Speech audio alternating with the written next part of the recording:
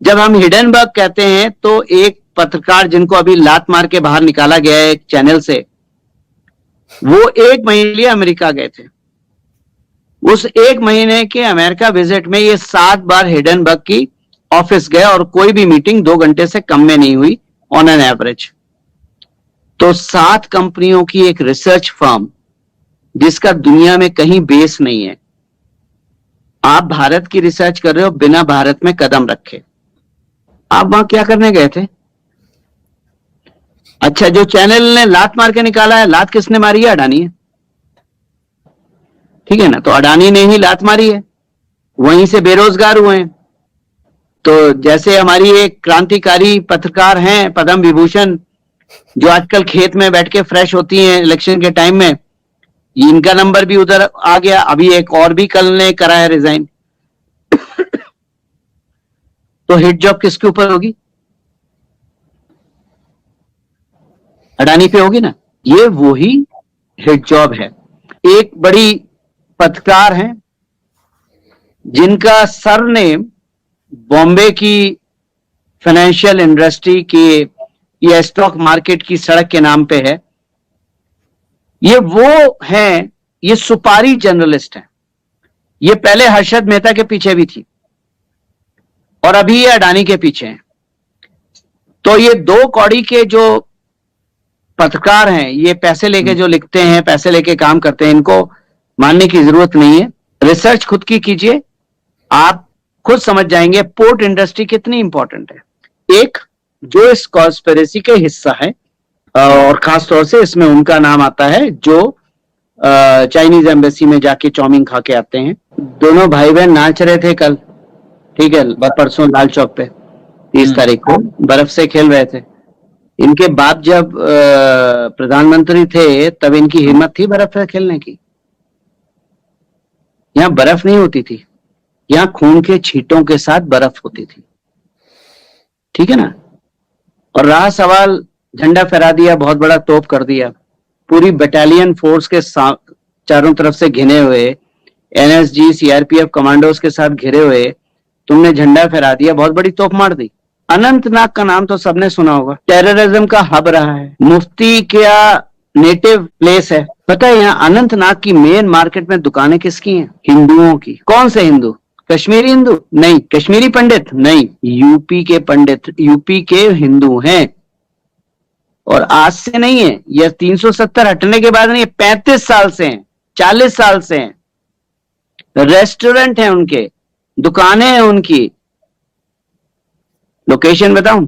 बिजनौर से हैं। तो जब तक आप ग्राउंड पे पैर नहीं रखोगे ना, और हवा में बात करते हो, राहुल गांधी में और जो सोशल मीडिया में कश्मीरी पंडित और ये दुनिया भर के जो उछल कूद मचाते हैं ना, इन्होंने पैर भी नहीं रखा है 370 हटने के बाद भी। पहले तो छोड़ दो, उसके हटने के बाद भी पैर नहीं रखा है। तो अभी कुछ दिन पहले मैं कश्मीर में जब था, तब हम जा रहे थे अनंतनाग से, तो हमें भूख लगी। कश्मीर में 96% मुसलमान है ना, हम प्योर वेज रेस्टोरेंट में खाना खा के आए। तो नहीं, मैं बढ़ने वाली बढ़ रहा है वो अलग चीज सब्जेक्ट है। मैं आपको ये बता रहा हूं कि जो सोशल मीडिया में लोग शोर मचाते हैं, वहां से यहाँ की सच्चाई, जमीनी सच्चाई ईस्ट और वेस्ट है, ठीक है ना। लेकिन ये सच्चाई है। राहुल गांधी के झंडा फहराने को मैं कोई मैवरिक मूव नहीं मानता। आप आ जाओ, आज आ जाओ, 100 लोगों को लेके आ जाओ, झंडा फहराओ, बोलो किस टाइम चलना है। कोई फोर्स नहीं होगी, कोई फोर्स की जरूरत ही नहीं है। एनएसजी वगैरह तो बड़े लोगों को मिलती है, हम जैसे छोटे लोगों के साथ कांस्टेबल भी नहीं होगा। और हम झंडा भी फहराएंगे, राष्ट्रगीत भी गाएंगे और सलामी भी लेंगे, और वहां के लोकल के हाथ की बनी हुई चाय भी पियेंगे, और शान से 56 इंच का 56 इंच का सीना करते हुए वापस आएंगे। बहुत सारे लोगों को नहीं पता, जैसे मैंने कहा अनंतनाग टेररिज्म का हब है। आपको पता है अनंतनाग में श्रीनगर लाल चौक की तरह एक क्लॉक टावर बना है, अभी उसका उद्घाटन हुआ है 26 जनवरी से एक दिन पहले। और या शायद 26 जनवरी को मैंने पिक्चर डाली है उसकी। वहां कोई दिल्ली से नहीं आया था, वहां कोई जम्मू से नहीं आया था, वहां कोई फौज नहीं थी, वहां के लोकल सेल्फी ले रहे थे। और अनंतनाग टेररिज्म का खबर है। किसी ने मेरे से पिछले साल बहस करी थी, अनंतनाग में रह के दिखाओ। मैंने कहा 100 गज का प्लॉट दे दो और 10 साल की लीज दे दो कम से कम, मैं रह के दिखाऊंगा, और बिना सिक्योरिटी के रह के दिखाऊंगा, ये मैं गारंटी दे रहा हूं। तो ये राहुल गांधी जमीनी हकीकत से बहुत दूर है। इनको ये नहीं याद होता कि कल क्या बोला। आप खुद सोचो यार, जो इंसान गीता को महाभारत में घुसा दे, महाभारत को रामायण में घुसा दे, और उसके बाद बताए कि अर्जुन ने जी आंख पे तीर का निशान लगाया था क्योंकि उसे कुछ नहीं चाहिए था, तो क्या पागल है, तीर का निशान लगाया था? मतलब आपने स्वयंवर को गीता के उपदेश के साथ कर्म के साथ जोड़ दिया। अधिकारों की बात मत करो, कर्तव्य का बात करो। तो इस इंसान की क्या वैल्यू है? मैं रात में एक ट्वीट डाला था कि अगर ये राहुल गांधी मेरे एसएलपी प्रोग्राम में आए तो मैं 5 करोड़ प्लस 18% जीएसटी के साथ इनको अपने बैच में ले लूंगा। तो कुछ मित्रों ने लिखा, क्या सर आप इन्हें बदल सकते हैं? ये तो बदल ही नहीं जा सकता। भाई मैंने बदलने की तो बात ही नहीं करी।